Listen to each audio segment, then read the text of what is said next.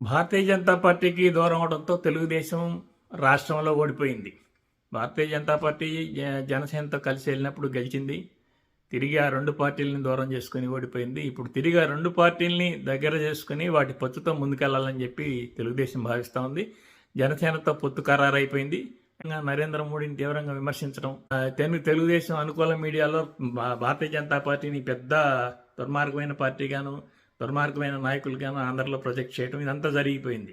అంతేకాకుండా కాంగ్రెస్ పార్టీకి తెలంగాణలో సహకరించడం, కర్ణాటకలో సహకరించడం, బీజేపీ ఓడిపోతుందని చెప్పి భావించి ఇవన్నీ చంద్రబాబు నాయుడు చేయడం జరిగింది. అయితే బీజేపీ 3 రాష్ట్రాల ఎన్నికల్లో గెలిచింది. తిరిగి బీజేపీ తప్ప దేశంలో మరో పార్టీ అంత బలంగా లేదని చెప్పే సంకేతాలు వచ్చేసినాయి. ఇప్పుడు తెలుగుదేశం పార్టీ భారతీయ జనతా పార్టీ పొత్తు కోసం మళ్ళీ తిరిగి తీవ్రంగా ప్రయత్నిస్తూ ఉంది.